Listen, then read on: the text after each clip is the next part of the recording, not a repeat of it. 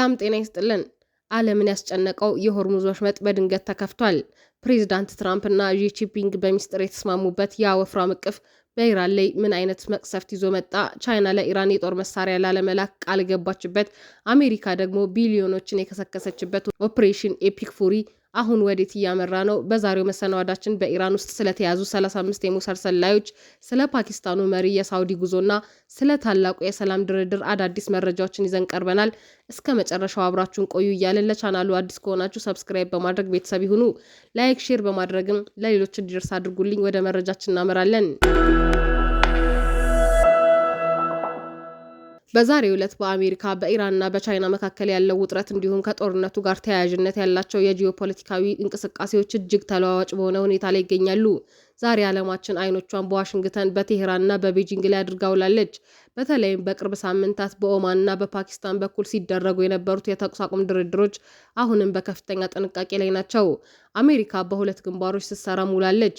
በአንድ በኩል በክልሉ የሚገኙ የጦር ሰፈሮችን ጥበቃ በማጠናከርና የባህር ኃይል እንቅስቃሴዋን በስትራቴጂካዊ ቦታዎች ላይ በማስፈር ወታደራዊ የበላይነቷን ለማሳየት እየሞከረች ነው። በሌላ በኩል ደግሞ በነዳጅ ዋጋ መናርና በዓለም አቀፍ የንግድ መስመሮች መስተጓጎል ምክንያት የሚመጣውን የኢኮኖሚ ጫና ለመቀነስ ከንግድ አጋሮቿ ጋር ጥብቅ ምክክር እያደረገች ነው። ኢራን በበኩሏ የባህር ዳርቻዎቿና የሚሳኤል አቅሟን በተጠንቀቅ መያዟን የሚያሳዩ መረጃዎች ወጥተዋል። በተለይም የሆርሙዝ የባህር ሰርጥ ጉዳይ እንደ ትልቅ የማስፈራሪያ ካርድ እየታየ ነው። በቴሄራን በኩል የሚወጡ መግለጫዎች ሉዓላዊነታችን ከተደፈረ አንታገስም የሚል ጠንካራ ይዘት ቢኖራቸውም ከቻይና ጋር ያላቸው የቅርብ ግንኙነት ግን የዲፕሎማሲውን በር ክፍት እንዲያደርጉት እያስገደዳቸው እንደሆነ ይገመታል። የቻይና ሚና ዛሬም በጉልህ ታይቷል። ቤጂንግ ጦርነቱ እንዲቆም በይፋ ጥሪ እያቀረበች ቢሆንም ከጀርባ ግን የኢነርጂ ፍላጎቷን ለማረጋገጥ ከኢራን ጋር ያላትን የኢኮኖሚ ትስስር እያጠናከረች ነው። ቻይና በዚህ ግጭት ውስጥ የአሜሪካን ተጽዕኖ ለመቀነስ የምትጥርበት መንገድ ሰላም አስከባሪ መስላ በመቅረብ ሲሆን ይህም በዓለም አቀፉ ማህበረሰብ ዘንድ ያላትን ዲፕሎማሲያዊ ክብደት ለመጨመር እየተጠቀመችበት ነው። የዛሬው ውሎ እንደሚያሳየው ግጭቱ ከመሬት በላይ ካለው ወታደራዊ እንቅስቃሴ ይልቅ በዲፕሎማሲያዊ ሽኩቻዎችና በኢኮኖሚ ማዕቀቦች ዙሪያ ያጠነጠነ ነው። ቀጣዮቹ ጥቂት ቀናት በኦማን የሚደረገው የሰላም ጥረት ውጤት የሚታይበት በመሆኑ ለዓለም ሰላም ወሳኝ ናቸው። አሜሪካ በመካከለኛው ምስራቅ ረጅምና አሰልቺ ጦርነት ውስጥ በገባች ቁጥር ትኩረቷን ከፓሲፊክ ውቅያኖስና ከደቡብ ቻይና ባህር ላይ ታነሳለች። ይህ ደግሞ ቻይና በገዛ ክልሏ ያላትን ወታደራዊና ፖለቲካዊ የበላይነት ለማጠናከር ወርቃማ እድል ይሰጣታል። አሜሪካ በጦርነት ስትወቅስ፣ ቻይና ደግሞ እኔ ለሰላም የምቆም አሸማጋይ ነኝ በማለት ራሷን በዓለም አቀፍ ደረጃ እንደ ሰላማዊ ኃይል ትገነባለች። ይህ በተለይ በደቡብ ንፍቀ ክበብ ሀገራት ዘንድ ያላትን ተሰሚነት ይጨምራል። በኢራን ላይ የምዕራባውያን ማዕቀብ በበረታ ቁጥር ኢራን ነዳጇን የምትሸጥበት አማራጭ ይጠባል። በዚህ ጊዜ ቻይና ብቸኛና ትልቁ ገዢ በመሆን ነዳጁን ከዓለም ገበያ ዋጋ በጣም በረከሰ ሁኔታ ትገዛታለች።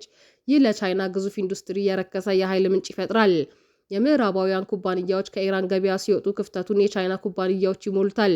ከመሰረተ ልማት ግንባታ እስከ ቴክኖሎጂ ሽያጭ ድረስ ቻይና በኢራን ውስጥ ብቸኛ ተደራዳሪ ሆና ትቀጥላለች።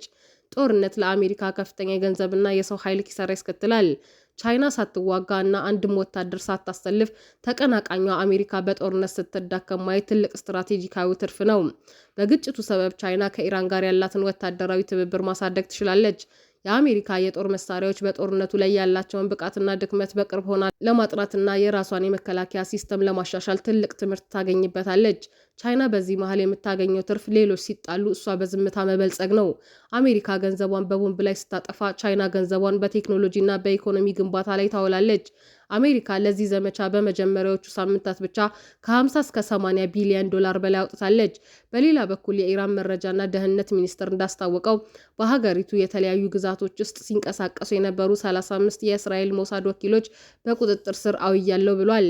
እነዚህ ወኪሎች በኢራን ወታደራዊ ተቋማት፣ በኒውክሌር ማዕከላትና በከፍተኛ አመራሮች ላይ መረጃ በመሰብሰብ እንዲሁም የጥፋት እርምጃዎችን ለማከናወን ሲንቀሳቀሱ እንደነበር ተገልጿል።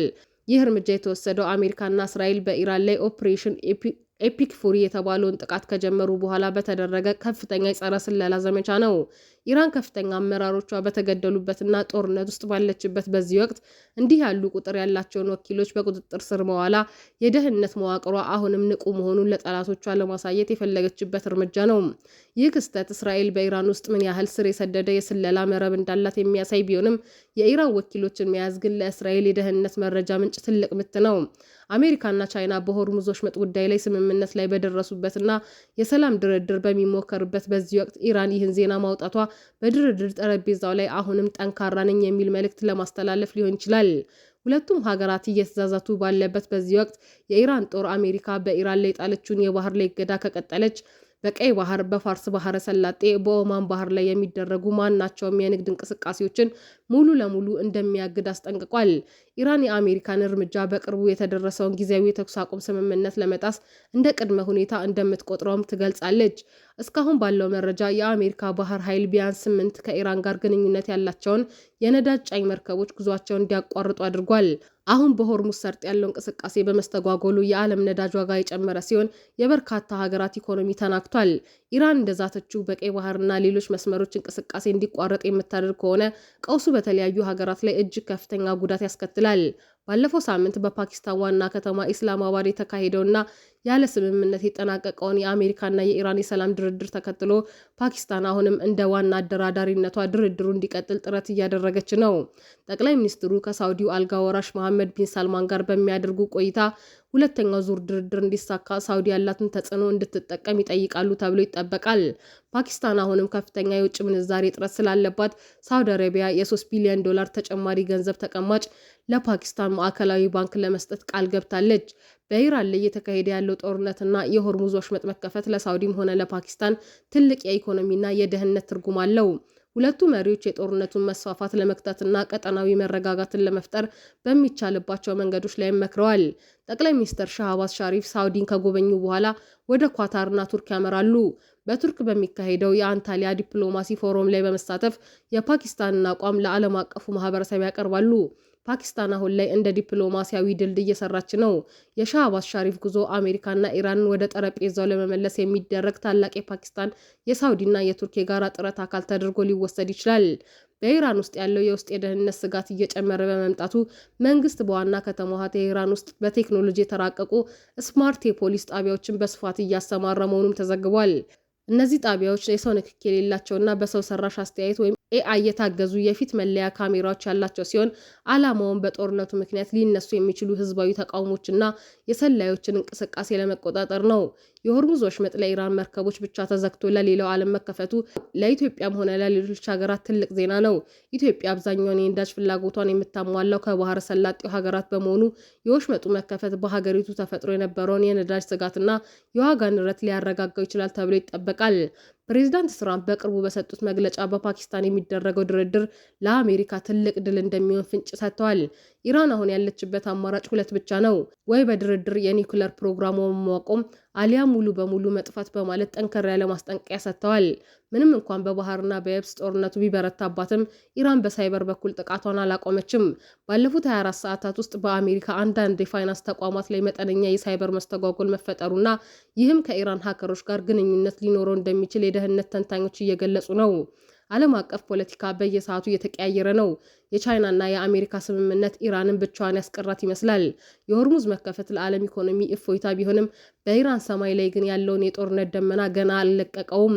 በቀጣይ በፓኪስታን የሚደረገው ድርድር የዓለምን ጣፈንታ ይወስኗል ተብሎ ይጠበቃል። ቻይና ለአሜሪካ በሰጠችው ቃል መሰረት ለኢራን መሳሪያ ማቅረቧን ማቆሟ በኢራንና በቻይና የረጅም ዘመን ወዳጅነት ላይ ምን አይነት ጠባሳ ይጥላል ብላችሁ ታስባላችሁ? ሀሳብ አስተያየታችሁን በኮመንት ላይ አስፍሩልን። ለዛሬ ያስኩት መረጃ ይህን ይመስላል። ቪዲዮውን ከወደዳችሁት ላይክ፣ ሼር እያደረጋችሁ ለሌሎች አድርሱልኝ። የተለያዩ መረጃዎች እንዲደርሷችሁ ሰብስክራይብ በማድረግ ቤተሰብ ይሁኑ እያልን በቀጣይ በሌላ መረጃ እስከምንገናኝ ሰላም ቆዩ።